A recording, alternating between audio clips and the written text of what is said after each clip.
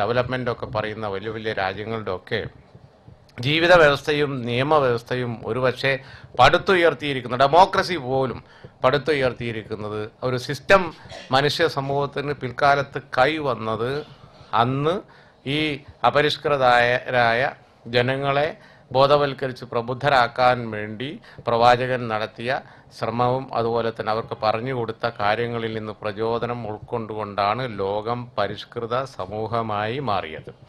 ആ ലോകം പരിഷ്കൃത സമൂഹമായി മാറിയപ്പോൾ ലോകത്തിന് പുരോഗതി ഉണ്ടായി.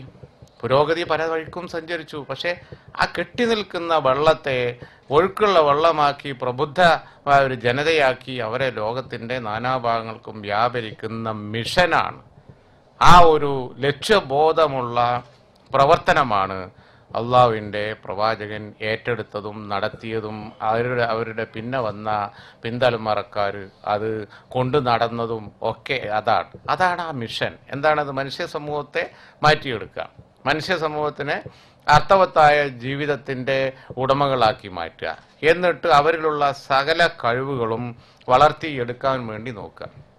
സർവ കഴിവുകളും വളർത്തി എടുത്തുകൊണ്ട് അവരെ പുരോഗതിയിലേക്ക് നയിക്കുക.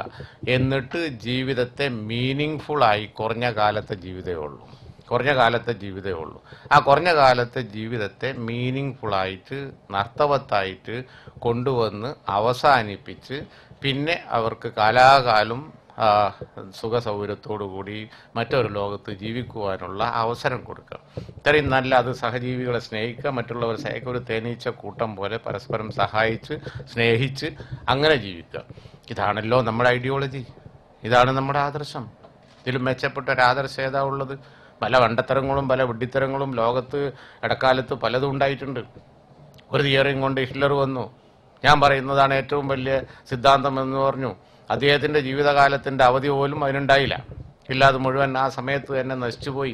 ലോകം ഇന്ന് ഓർമ്മിക്കുന്നത് ഏറ്റവും വലിയ ക്രൂരതയുടെ പര്യായമായിട്ടാണ് ആ ഇസത്തിൻ്റെ ഉടമസ്ഥനായ ഹിറ്റ്ലറെ. അതേപോലെ തന്നെ ഇടക്കാലത്ത് കമ്മ്യൂണിസം വന്നു. കമ്മ്യൂണിസ്റ്റുകാർ പോലും ഇഷ്ടപ്പെടാൻ ആഗ്രഹിക്കാത്ത, പറഞ്ഞു കേൾക്കാൻ ആഗ്രഹിക്കാത്ത ഒരുപാട് വശങ്ങളാണ് ചരിത്രത്തിൽ കമ്മ്യൂണിസ്റ്റ് പാർട്ടി ഇട്ടേച്ചു പോയത്. കമ്മ്യൂണിസം കാറൽ മാർക്സ് പറഞ്ഞ പോലെയോ അല്ലെ എംഗൽസ് പറഞ്ഞ പോലെയോ ഒരു മാതൃകാ സമൂഹത്തെ സൃഷ്ടിച്ചിട്ടില്ല. എവിടെയും ഒരു പുരോഗതിയും ഉണ്ടായിട്ടില്ല. കമ്മ്യൂണിസം ഉണ്ടായ രാജ്യങ്ങളിൽ പോലും ആ ഏകാധിപത്യമാണ് പിൽക്കാലത്ത് നടമാടിയത്. ആ ഇസത്തിൻ്റെ പിറകിൽ കൊലകളാണ് നടന്നത്, ക്രൂരതകളാണ് നടന്നത്, മനുഷ്യനെ ചവിട്ടിയിരിക്കുന്ന, നശിപ്പിക്കുന്ന, വെടിവെച്ച് കൊല്ലുന്ന, എന്നിട്ട് അധികാരത്തിലിരിക്കുന്ന ആളുകൾ സ്വന്തം ഇഷ്ടപ്രകാരം ചെയ്യുന്ന ആ ഒരു വിഷയം മാത്രമേ ഉണ്ടായിട്ടുള്ളൂ.